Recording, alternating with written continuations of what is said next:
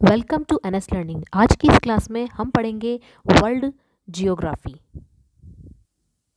तो आइए समझते हैं कि कौन कौन से कॉन्टिनेंट कहाँ कहाँ पर स्थित हैं। देखिए यहाँ ये जो भाग आपको दिखाई दे रहा है ये संपूर्ण भाग कौन सा है, एशिया का। और ये जो छोटे छोटे द्वीप समूह दिखाई दे रहे हैं ये भी पूर्णतया किस में आता है, एशिया वाले भाग में। इसके जस्ट अटैच में यहाँ पर कौन सा वाला महाद्वीप है, ये वाला है यूरोप। उसके बाद ये जो भाग आपको दिखाई दे रहा है ये पूरा भाग किसका है, नॉर्थ अमेरिका का, उत्तरी अमेरिका। और नीचे ये वाला भाग दक्षिणी अमेरिका। अंटार्कटिका जो है वो यहाँ पर नीचे में फैला हुआ है विस्तृत रूप से। यूरोप और एशिया के दक्षिण में ये कौन सा महाद्वीप है, अफ्रीका। और ये वाला पार्ट हो जाता है ऑस्ट्रेलिया। अब देखिए ये आपको दिखाई दे रहा होगा छोटा सा हमारा भारत का भाग, ठीक है। दिखने में छोटा है लेकिन काफ़ी बड़ा ये है, ये भारत है और ये श्रीलंका है। यहाँ पर इसमें नीचे जो जल है वो किसका है, हिंद महासागर। एंड एशिया का जो पूर्वी भाग है यहाँ पर क्या है, प्रशांत महासागर। एक बार हम स्थिति जान लेते हैं, उसके बाद इनके बारे में हम डिटेल में चर्चा करेंगे। एशिया के अपर साइड में कौन सा ओशन है, आर्कटिक महासागर।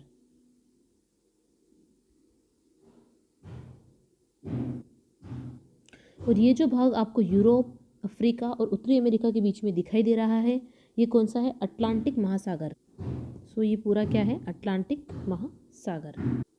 And again this side is Pacific Ocean, प्रशांत महासागर। तो चलिए शुरुआत करते हैं हम एशिया महाद्वीप से, जो कि विश्व का सबसे बड़ा महाद्वीप है।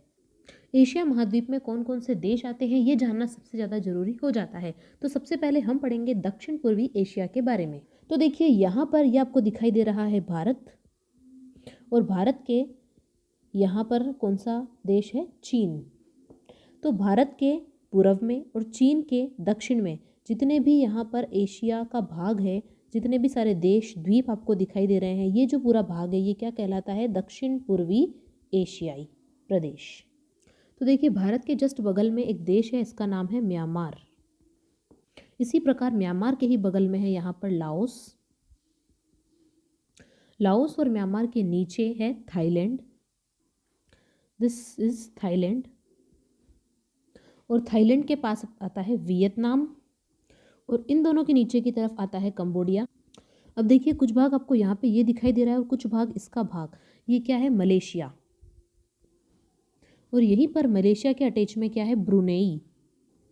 यहाँ पे जो आपको पीक पॉइंट दिखाई दे रहा है ये क्या है, सिंगापुर। और सबसे मेन यहाँ पे जितने भी आपको छोटे छोटे द्वीप समूह दिखाई दे रहे हैं, ये हो गया, ये हो गया, ठीक है। ये जितने भी छोटे छोटे द्वीप समूह दिखाई दे रहे हैं ये किसके पार्ट है, सभी के सभी इंडोनेशिया के।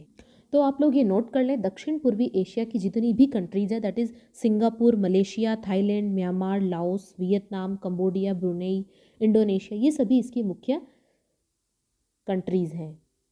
एक कंट्री और है जो कि इम्पोर्टेंट है, ये जो आपको द्वीप दिखाई दे रहा है ये क्या है, फिलीपींस। यहाँ पर यदि आप जानना चाहें कि जो 0 डिग्री अक्षांश रेखा है वो कहाँ से गुजरती है, तो देखिए एशिया महाद्वीप के लगभग इस भाग से जो है यहाँ से 0 डिग्री अक्षांश रेखा, विषुवत रेखा या इक्वेटर जो है वो यहाँ से गुजरती है। तो आप अच्छे से देख पा रहे हैं कि इसका ऊपरी भाग जो होता है वो क्या कहलाता है, उत्तरी गोलार्ध। सिमिलरली जो नीचे वाला भाग होता है उसे बोला जाता है दक्षिणी गोलार्ध। तो मुख्यतः ये कहा जाता है कि जो एशिया महाद्वीप है वो उत्तरी गोलार्ध में स्थित है, क्योंकि इसका मोस्ट ऑफ जो पार्ट है वो पूरा का पूरा उत्तरी गोलार्ध में ही स्थित है। यहीं पर हम इसकी अक्षांशीय और देशांतरीय स्थिति भी जान सकते हैं। तो देखिए जो सबसे नीचे वाला पॉइंट है वो इसका क्या कहलाता है, 11 डिग्री दक्षिणी अक्षांश, सबसे निम्नतम पॉइंट। और सबसे उच्च पॉइंट जो है वो कितने डिग्री पर है, ये है 81 डिग्री उत्तरी अक्षांश। चूँकि ये भाग उत्तरी गोलार्ध में आता है और ये भाग दक्षिणी गोलार्ध में आता है, अतः इसके साथ उत्तरी और इसके साथ दक्षिणी यहाँ पर लिखा गया है। अब हम बात करते हैं देशांतर की। तो यहाँ पर आप पाएंगे कि लगभग यहाँ पर जो है कौन सा देशांतर होगा, 25 डिग्री पूर्वी देशांतर। और यहाँ पर क्या स्थित होगा, 170 डिग्री पूर्वी देशांतर। एक्चुअली हमें ये वाला भाग मानना पड़ेगा इस तरीके से, ये क्या होगा, 170 डिग्री पूर्वी देशांतर। और देखिए लगभग इसके बीचों बीच से कौन सी रेखा निकलती है, 90 डिग्री पूर्वी देशांतर रेखा। तो ये सभी स्थितियाँ आप याद रख सकते हैं। देशांतर स्थिति पूछे तो 25 डिग्री पूर्वी देशांतर से 170 डिग्री पूर्वी देशांतर, और अक्षांशीय पूछे तो 11 डिग्री दक्षिणी अक्षांश से 81 डिग्री उत्तरी अक्षांश, और इसके बीचों बीच से निकलती है लगभग 90 डिग्री पूर्वी देशांतर, और इसके नीचे से कौन सी लाइन निकलती है? 0 डिग्री अक्षांश। तो देखिए, एशिया महाद्वीप की बात की जाए तो जनसंख्या में नंबर 1, क्षेत्रफल की बात की जाए तो उसमें भी नंबर 1। एशिया महाद्वीप अगर हम इसे मानते हैं तो इसके उत्तर में कौन सा महासागर है? आर्कटिक महासागर है। इसके पूर्व में है पैसिफिक प्रशांत महासागर, और दक्षिण की बात करें तो कौन सा है? हिंद महासागर। अब हम ये समझते हैं कि ये है यूरोप महाद्वीप, ओके, और इधर कौन सा महाद्वीप है? एशिया महाद्वीप। अब इन दोनों महाद्वीपों को कौन कौन से पर्वत और सागर जो हैं वो अलग करते हैं, सेपरेट करते हैं? तो देखिए, इन दोनों के बीच में जो आता है सबसे मेनली यूराल पर्वत, यहाँ से एक यूराल नदी भी निकलती है। उसके बाद आता है कैस्पियन सागर, नीचे कैस्पियन सागर के बाद आता है काला सागर, और काला सागर से ही जुड़ा हुआ है भूमध्य सागर। यहाँ पर एक पर्वत भी स्थित है। कैस्पियन सागर और काला सागर के मध्य एक पर्वत स्थित है। इस पर्वत श्रृंखला को क्या कहा जाता है? काकेशस पर्वत। काकेशस।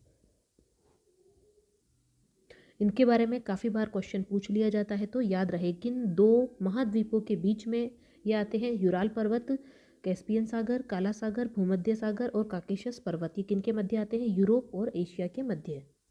आप सभी जानते हैं कि एशिया महाद्वीप के दक्षिण में हमारा भारत देश स्थित है, और भारत के जितने पड़ोसी देश हैं वो भी लगभग किस में आते हैं? दक्षिणी एशिया में ही आते हैं। तो अब हम जानते हैं दक्षिण एशिया के बारे में। तो सबसे पहले भारत, उसके बाद बांग्लादेश, भूटान, मालदीव, नेपाल, पाकिस्तान, श्रीलंका, अफगानिस्तान। मुख्यतः ये सभी जो देश हैं वो कहाँ पे आते हैं? एशिया के दक्षिणी भाग में। आइए इन्हें एक बार मैप के माध्यम से समझ लेते हैं। देखिए, यहाँ पर जो पाकिस्तान के जस्ट ऊपर है ये है अफगानिस्तान, यहाँ पर स्थिति है पाकिस्तान की। ये हमारा भारत देश, दिस इज मालदीव। ये है यहाँ पर श्रीलंका, बांग्लादेश, भूटान, ये है नेपाल। तो ये सारे देश कहाँ पर स्थित हैं? एशिया के दक्षिण में। अतः ये सारे क्या कहलाते हैं? दक्षिणी एशिया के प्रदेश। अब हम जानेंगे पश्चिमी एशिया को। पश्चिमी एशिया, देखिए यहाँ पर हमने ये देश इंडिकेट किए हैं। सबसे नीचे यहाँ पर कौन सा देश है? यमन। देन उसके बाद ओमान, ये है कतर, दिस इज कुवैत। यहाँ पर स्थिति है ईरान की। इसी प्रकार यहाँ पर स्थित है इराक, ये है लेबनान,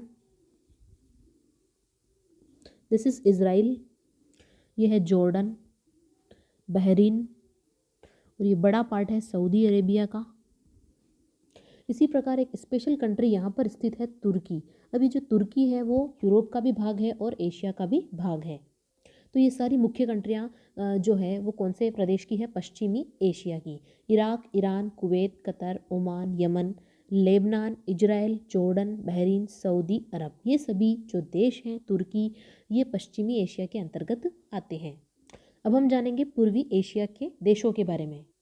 तो एशिया का ये जो पूर्वी भाग है ये कहलाता है पूर्वी एशिया। तो इसमें स्टार्ट होता है सबसे पहले चीन। तो ये जो भारत के बगल में स्थित है, यहाँ पर कौन स्थित है? चीन, चाइना। यहाँ पर स्थित है ताइवान, ये क्या है? जापान। यहाँ पर दो भाग हैं। तो पहला है जो उत्तर में है उसे बोला जाता है उत्तरी कोरिया, और जो दक्षिण में है उसे बोला जाता है दक्षिणी कोरिया। यहीं पर चीन के उत्तर में एक देश है, इसका नाम है मंगोलिया, और इसका जो ऊपरी भाग है वो क्या कहलाता है? रूस, रशिया, या फिर साइबेरियाई रूस, इसे आप लिख सकते हैं। तो ये सारी जो कंट्रीज़ हैं वो पूर्वी एशिया के अंतर्गत आती हैं। तो ध्यान रखिएगा, सबसे पहले चीन, उसके ऊपर मंगोलिया, और उसके ऊपर होता है रूस। ठीक है, नीचे चलते हैं तो यहाँ पर स्थिति होती है उत्तरी कोरिया की, और ये है दक्षिणी कोरिया। इसके बगल में यहाँ पर है जापान, और नीचे है ताइवान। लास्ट भाग बचा है हमारे पास, ये है मध्य एशिया। तो ये जो बीच वाला भाग है इसका एशिया का, वो क्या कहलाता है? मध्य एशिया। तो आप लोग देखिए मध्य एशिया के जो प्रमुख देश हैं वो कौन कौन से हैं। कजाकिस्तान, उज्बेकिस्तान, तुर्कमेनिस्तान, ठीक है, तजाकिस्तान और किर्गिस्तान। तो लगभग यही स्थिति इनकी भी रहती है यहाँ पर, कजाकिस्तान, उज्बेकिस्तान, तुर्कमेनिस्तान, तजाकिस्तान और किर्गिस्तान। तो इसमें ये 5 जो देश हैं वही मुख्य हैं मध्य एशिया में। अब हम बात करेंगे एशिया महाद्वीप के कुछ मुख्य देशों की। सबसे पहले कागज़ का आविष्कार कहाँ पे किया गया, तो फिर ये चीन में किया गया। पूरे विश्व में सबसे तीव्रगामी रेल, सबसे तेज चलने वाली रेल कौन से देश की है, तो जापान। विश्व का सबसे बड़ा तेल शोधक केंद्र कहाँ स्थित है, तो आपका जवाब होना चाहिए ईरान, क्योंकि ईरान से बहुत सारा जो तेल है उसका उत्पादन होता है। लैंड ऑफ थंडरबोल्ट किसे कहा जाता है, तो याद रखिएगा भूटान को। रत्नों का द्वीप या सिंहल द्वीप किसे कहा जाता है, तो ये कहा जाता है श्रीलंका को। उगते सूरज का देश किसे कहा जाता है, जापान को, क्योंकि ये एशिया महाद्वीप के कहाँ पर है, पूर्व में। एशिया की नाड़ी कौन से देश को कहा जाता है, मंगोलिया। इसका नाम मंगोलिया क्यों पड़ा, क्योंकि यहाँ पर मंगोल जाति के लोग रहते हैं। इसके अलावा चाइना की ग्रेट वॉल के बारे में कौन नहीं जानता। दुनिया की सबसे लंबी दीवार है 2400 किलोमीटर और इसे 7 आश्चर्यों में से एक भी माना जाता है। एशिया का प्रवेश द्वार किसे कहा जाता है, तो ये तुर्की को। तुर्की एशिया के पश्चिमी भाग में स्थित है। और ध्यान रहे तुर्की एक ऐसा देश है जो कि यूरोप में भी स्थित है। और इसके अलावा जो तुर्की है वो एशिया, यूरोप और अफ्रीका महाद्वीप के संगम पर भी स्थित है। यहाँ पर एशिया में एक ऐसी कंट्री है जहाँ पर ईसा मसीह का जन्म हुआ। तो ये कंट्री कौन सी है जहाँ पर ईसा मसीह का जन्म हुआ, दैट इज़ इजराइल। और इस इजराइल को पहले क्या बोला जाता था, जेरूसलम। यहाँ पर एक भाग ऐसा है जो पूरे विश्व में, पूरे संसार में सबसे नीचा भाग है। क्या है, संसार में सबसे नीचा स्थान है, भाग है, तो वो है कौन सा देश, जॉर्डन। एक कंट्री सऊदी अरब और इम्पोर्टेंट हो जाती है, क्यों, क्योंकि यहाँ पर इस्लाम धर्म, क्या, क्योंकि यहाँ पर जो इस्लाम धर्म है वहाँ उनके मोहम्मद साहब जो है उनका जन्म स्थली है सऊदी अरब में, मक्का मदीना, जहाँ पर क्या की जाती है, हज यात्रा। एशिया महाद्वीप का एक देश है रूस, जो कि क्या है, क्षेत्रफल की दृष्टि से संसार का सबसे बड़ा देश है रूस। उसके बाद आता है चाइना और भारत। माफ़ कीजिए, सबसे जो हम बात कर रहे थे क्षेत्रफल की दृष्टि से, तो क्षेत्रफल की दृष्टि से सबसे बड़ा जो देश है वो रूस है। उसके बाद आता है कनाडा, और कनाडा के बाद अमेरिका, और अमेरिका के बाद चौथा नंबर आता है इसमें चीन का। लेकिन यदि हम जनसंख्या की दृष्टि से बात करें तो नंबर 1 पर कौन आता है, चीन आता है, और नंबर 2 पे भारत। इसी प्रकार नंबर 3 पर आता है यूएसए। तो यहाँ पर ये जो दोनों कंट्री हैं वो कौन है, एशिया के ही देश है। और रूस जो है वो भी एशिया का ही पार्ट है, जहाँ पर सबसे ज़्यादा क्षेत्रफल है पूरे विश्व में। अब देखिए एशिया के अंदर सबसे ज़्यादा चावल का उत्पादन होता है, लगभग 92% चावल का जो उत्पादन है वो एशिया महाद्वीप में ही होता है। और जो दक्षिणी चीन है उसे क्या कहा जाता है, चावल का कटोरा। इसके अलावा बात करें कजाकिस्तान की, तो कजाकिस्तान का एक ऐसा मैदान है, स्टेपी घास का मैदान, जहाँ पर क्या होता है, सबसे अच्छे गेहूं की पैदावार होती है। तो इसीलिए इसे एशिया की रोटी की टोकरी भी कहा जाता है। बात करें इंडोनेशिया की, तो इंडोनेशिया में एक द्वीप है जिसका नाम क्या है, मलक्का। और यहाँ पर क्या होता है, मलक्का में मसालों की खेती, अतः इसे मसालों का द्वीप कहा जाता है। इसी प्रकार इराक जो है वो खजूरों की पैदावार के लिए बहुत फेमस है। लगभग 75 से 80% जो है खजूरों का उत्पादन कहाँ पर होता है, पूरे विश्व का इराक में होता है। इसी प्रकार एशिया के कुछ ऐसे देश हैं जिनका इन सभी चीज़ों में वर्चस्व है, सबसे ज़्यादा अच्छी किस्म जो है यहाँ पर पाई जाती है। जैसे रेशम की बात करें तो जो चाइना है वो पूरे विश्व का लगभग 22 से 24% जो है उत्पादन रेशम का कौन करता है, चाइना करता है। बात करें यदि कपास की, तो ये इसमें उज्बेकिस्तान जो है बहुतायत में खेती करता है, इसे कपास का बोरा भी कहा जाता है। बात करें अंजीर की, तो ये लेबनान के बहुत ही फेमस हैं। इसी प्रकार जो खुबानी है उसमें ईरान बहुत ही फेमस है। ऊन के उत्पादन के लिए भी टर्की को जाना जाता है, अच्छी किस्म की ऊन यहाँ पर होती है। इसी प्रकार रबर की बात करें तो इसके अंदर 2-3 कंट्रीज़ हैं, लेकिन थाईलैंड के अंदर सबसे उत्तम किस्म की जो रबर है वो पाई जाती हैं। इसी प्रकार यहाँ पर विश्व का सबसे बड़ा डेल्टा है जो कि क्या है, गंगा ब्रह्मपुत्र का डेल्टा। कहाँ पर स्थित है ये, भारत में। मलमल कहाँ की फेमस है? ढाका की। आइए बात करते हैं एशिया के मुख्य पर्वतों की। हिमाचल पर्वतमाला देखिए कहाँ पर स्थित है? ये जो भारतीय उपमहाद्वीप है उसके उत्तर में स्थित है। लंबाई की बात करें तो ये करीब क्या है? 2400 किलोमीटर लंबाई पे फैला हुआ है हिमाचल पर्वतमाला, जो कि पूरे दुनिया की सबसे ऊंची और नवीन वलित पर्वत श्रृंखला है और यह पाकिस्तान से लेकर म्यांमार तक फैली हुई है। दूसरा नाम आता है इसमें माउंट एवरेस्ट का। विश्व का सबसे ऊंचा पर्वत शिखर है माउंट एवरेस्ट, ठीक है। इसकी ऊंचाई की बात की जाए तो 8848 मीटर है।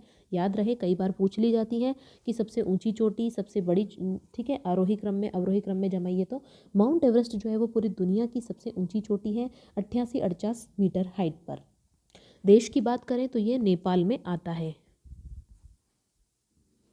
नेक्स्ट यहाँ पर स्थित है कंचनजंगा।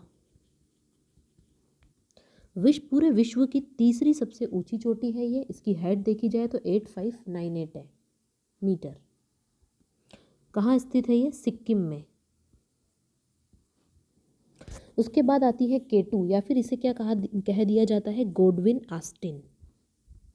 हाइट है इसकी 8611 मीटर। कहाँ पर है ये? भारत में। और ये भारत की सर्वोच्च ऊंची चोटी भी है। और पूरे विश्व की बात करें तो ये कौन से नंबर पर आती है? चूंकि नाम में 2 है तो ये दूसरे नंबर पर आती है पूरे विश्व में। कुछ अन्य मुख्य पर्वतों में आते हैं जैसे सुलेमान पर्वत। कहाँ पर स्थित है? पाकिस्तान में, सिंधु नदी के पश्चिम में। काला पर्वत भी पाकिस्तान में, मतलब पाकिस्तान के उत्तर में है ये। अगेन सेम पाकिस्तान की सीमा पर है, या फिर आप ये कह सकते हैं कि अफगानिस्तान के उत्तर पूर्व में है। तिएन शान जो है वो चीन की पश्चिमी सीमा पर। देखिए जो यूराल पर्वत है बहुत ही इंपॉर्टेंट है, याद रखिएगा। पहली बात तो है ये रूस में स्थित है। दूसरी बात, एशिया और यूरोप महाद्वीप को ये क्या करता है? पृथक पृथक करता है, एशिया और यूरोप को। और ध्यान में रखने वाली बात ये है, रूस का कुछ भाग एशिया में तो कुछ भाग यूरोप में है। ये कहाँ पर है? बेकाल झील के उत्तरी किनारे पर। बेकाल झील के उत्तरी किनारे पर और रूस के दक्षिण में। एशिया के जो पठार है उनमें पामीर का, तिब्बत का, Siberia, Korat, loess, Ordos, Potwar, Sistan, Anatolia, यूनान आदि मुख्य पठार हैं। पामीर की जो पठार है इसे क्या कहा जाता है? विश्व की छत कहा जाता है। और इसमें एक तिब्बत का पठार है, वो भी मुख्य पठार है। क्यों? क्योंकि ये विश्व का सबसे ऊंचा पठार है। विश्व का सबसे ऊंचा पठार है, सबसे बड़ा पठार है। और कहाँ पर स्थित है? चीन के पश्चिम में। अब हम बात करेंगे एशिया की प्रमुख नदियों के बारे में। यूराल नदी। देखिए यूराल नदी बहुत इंपॉर्टेंट क्यों हो जाती है? क्योंकि ये यूराल पर्वत से निकलती है, सबसे पहली बात। और यूराल पर्वत कहाँ स्थित है? यूरोप और एशिया के मध्य में। कहाँ पर गिरती है ये भी याद रखें, कैस्पियन सागर में ये गिरती है। दूसरी नदी है हांगहो नदी। ये नदी क्या कहलाती है? चीन का शोक कहलाती है। ऑब्वियसली क्यों कहलाती है? क्योंकि यहाँ पर बाढ़ बहुत आती है, इसकी वजह से। इसके अलावा इसे पीली नदी भी कहा जाता है, क्योंकि ये क्या करती है कि जो लोएस पठार है उसकी पीली मिट्टी को बहाकर साथ में ले जाती हैं, अतः इसका जो कलर है वो कैसा दिखाई देता है? पीला। तो यूराल नदी, हांगहो नदी कौन से महाद्वीप में आती है? एशिया महाद्वीप में। नेक्स्ट है जोर्डन नदी। ये इजराइल की मुख्य नदी है और कहाँ पर जाकर गिरती है? ये मृत सागर में। नेक्स्ट नदी है यांगटी सिक्यांग। ये चीन की सबसे लंबी नदी है। कहाँ से निकलती है ये? तिब्बत के पठार से। शिनानो नदी कहाँ पर है? किस देश में है ये? जापान में। जापान की प्रमुख नदी है शिनानो। इसी प्रकार दक्षिणी पूर्वी एशिया की कुछ प्रमुख नदियाँ हैं, मिकांग, साल्विन व इरावदी। चाओ फरिया नदी, देखिए ये थाईलैंड की नदी है और ये इसके किनारे कौन सा शहर स्थित है? बेकांग या फिर बैंकॉक शहर। इसे थाईलैंड की राइन नदी भी कहा जाता है, चाओ फरिया को। इंडोनेशिया की सबसे लंबी नदी है मामबेरामो। अब बढ़ते हैं झीलों की तरफ। मृत सागर, कैस्पियन सागर, लेक बेकाल। देखिए एशिया की जो झीलें हैं, मृत सागर, कैस्पियन सागर, लेक बेकाल और लेक पून, ये चारों झीलें अति महत्वपूर्ण हैं। देखिए किस किस दृष्टि से। सबसे पहले बात करते हैं मृत सागर की। तो जो मृत सागर है ये एक खारे पानी की झील है। सबसे पहली बात है ये खारे पानी की झील है और पूरे विश्व के अंदर ये दूसरी सबसे बड़ी खारे पानी की झील है, सेकंड सबसे बड़ी खारे पानी की झील है। और संसार का जो सबसे निचला स्थान है वो भी कहाँ पर है, मृत सागर झील में। दूसरी बात, इसे सी ऑफ पीस भी कहा जाता है, सी ऑफ पीस। लेकिन इसके नाम के साथ सागर है, लेकिन ये एक झील है, ये याद रहे। उसके बाद आती है कैस्पियन सागर, ये भी एक झील है, विश्व की सबसे बड़ी और सबसे लंबी झील है, सबसे बड़ी और सबसे लंबी। इसके अलावा ये कैस्पियन सागर जो झील है वो क्या करती है, यूरोप को एशिया से भी पृथक करती है। और एक बात और स्पेशल है इसकी कि विश्व की तीसरी सबसे गहरी झील भी है, थर्ड गहरी झील। पूरे विश्व की थर्ड गहरी झील कौन सी है, तो कैस्पियन सागर है। सबसे बड़ी झील कौन सी है, तो कैस्पियन सागर है। सबसे लंबी झील कौन सी है, तो कैस्पियन सागर है। उसके बाद आती है लेक बेकाल झील, और ये क्या है, लेक बेकाल जो है वो विश्व की सबसे गहरी झील है, विश्व की सबसे गहरी झील है लेक बेकाल। कहाँ पर स्थित है, रूस में स्थित है। इस झील से क्या होता है, अंगारा नदी भी निकलती है। अभी हमने बात की थी कि जो मृत सागर है वो खारे पानी की सेकंड लार्जेस्ट झील है, लेकिन यदि आपसे पूछा जाए कि फर्स्ट कौन है, तो सबसे अधिक खारे पानी की जो झील है वो कौन सी है, लेक वोन। सबसे अधिक खारे पानी की झील में प्रथम नंबर पूरे विश्व में किसका आता है, लेक वोन का आता है। तो ये जानना जरूरी हो जाता है कि कहाँ पर स्थित है, ये तुर्की में स्थित है। कई बार यहाँ से क्वेश्चन पूछे जाते हैं एग्जाम में। एशिया की प्रमुख खाड़ियाँ कौन कौन सी हैं, मन्नार, बंगाल, फारस, खंबात और कच्छ की खाड़ी एशिया की प्रमुख खाड़ियाँ हैं। इसके अलावा थाईलैंड, टांकिंग, मर्तबान, ओमान, अदन और पोहई भी प्रमुख खाड़ियाँ हैं। तो सबसे पहले बात करते हैं मन्नार की खाड़ी की। तो मन्नार की जो खाड़ी है वो कहाँ पर है, भारत के दक्षिण में है और भारत और श्रीलंका के मध्य में ये स्थित है। बंगाल की खाड़ी कहाँ पर है, बांग्लादेश के दक्षिण में। फारस की जो खाड़ी है वो इराक के दक्षिण पश्चिम में। नेक्स्ट है खंबात की खाड़ी, ये स्थित है भारत के पश्चिम में, गुजरात में, मीन्स गुजरात के दक्षिण पूर्व में। इसी प्रकार कच्छ की जो खाड़ी है वो भी गुजरात के ही पश्चिम में स्थित है या फिर भारत के पश्चिम में स्थित है। देखिए थाईलैंड खाड़ी है तो कहाँ पर होगी, थाईलैंड के दक्षिण में है। इसी प्रकार से ओमान की बात करें तो ओमान की खाड़ी भी ओमान शहर जो है वो इसके किनारे पर स्थित है। टांकिंग की बात करें तो वियतनाम के पूर्व में है। इसी प्रकार मर्तबान की बात करें तो म्यांमार के दक्षिण में है। और अदन की जो खाड़ी है वो यमन के दक्षिण में है। और जो पोहई खाड़ी है वो चीन की ओर है। और ये जो पोहई खाड़ी है यहीं पर एक नदी गिरती है, चीन की हांगहो नदी।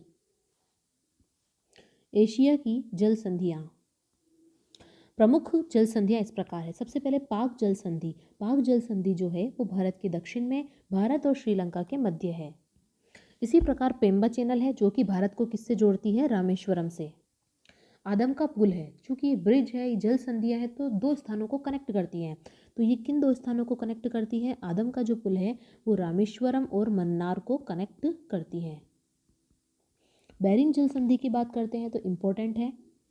तो जो बेरिंग जल संधि है वो क्या करती है, एशिया को उत्तरी अमेरिका से पृथक करती है। और ये कनेक्ट किसको करती है बेरिंग जल संधि, तो ध्यान रहे उत्तरी प्रशांत महासागर को आर्कटिक महासागर के चुक्की सागर से जोड़ती है। डंकन पैसेज जो है वो कहाँ पर है, बंगाल की खाड़ी में। ठीक है, बंगाल की खाड़ी में भारत का एक क्या बोल सकते हैं, केंद्र शासित प्रदेश है अंडमान और निकोबार द्वीप समूह, और उसी का एक भाग है लिटिल अंडमान, उसके उत्तर में ये स्थित है। अब यहाँ पे आती है मलक्का जल संधि, ये भी इंपॉर्टेंट है। ये क्या करती है, मलेशिया और इंडोनेशिया के मध्य स्थित है। तो मलेशिया का मलाया द्वीप और इंडोनेशिया का सुमात्रा द्वीप को ये कनेक्ट करती है मलक्का जल संधि। अब हम बात करेंगे एशिया महाद्वीप के प्रमुख सागरों की। देखिए लाल सागर है, अरब सागर, पीला सागर, बेरिंग, चीन सागर, लेप्टेव सागर, ये सभी सागर एशिया के प्रमुख सागर हैं। लाल सागर की बात करें तो सऊदी अरब और अफ्रीका के मध्य स्थित है। और इसके उत्तरी भाग से कौन सी नहर निकलती है, स्वेज नहर। तो इम्पोर्टेंट हो जाता है ये क्योंकि इसके उत्तरी भाग से एक नहर निकलती है जिसका नाम है स्वेज नहर। और जो लाल सागर है याद रहे सऊदी अरब और अफ्रीका के मध्य ये स्थित है। अरब सागर को हम भारत की स्थिति, भारत के संदर्भ में याद रख सकते हैं कि भारत के दक्षिण पश्चिम में स्थित ये एक सागर है, अरब सागर, और हिंद महासागर तक ये पूरा का पूरा विस्तृत है। उसके बाद आता है पीला सागर, ये कहाँ पर है? चीन के पूर्व में। इसी प्रकार जो चीन सागर है वो भी दो तरह के हैं, एक है पूर्वी चीन सागर और एक है दक्षिणी चीन सागर। तो जो चीन के पूर्व में स्थित है उसे पूर्वी चीन सागर कहा जाता है, और जो चीन के दक्षिण पूर्वी एशिया में चीन के दक्षिण में स्थित है उसे उससे क्या कहा जाता है? दक्षिणी चीन सागर कहा जाता है। इसी प्रकार जो लेप्टेव है वो रूस के आसपास है, रूस के उत्तर में होता है। तो ये जो यहाँ पर बेरिंग सागर की हम बात कर रहे हैं, ये क्या करता है? एशिया को उत्तरी अमेरिका से, किससे? एशिया को उत्तरी अमेरिका से ये पृथक करता है, बेरिंग वाला, और कहाँ पर स्थित है? रूस के सुदूर पूर्व में। इसी प्रकार अराल सागर, बारा सागर, पूर्वी साइबेरियन, ओखोटस्क सागर आदि यहाँ पर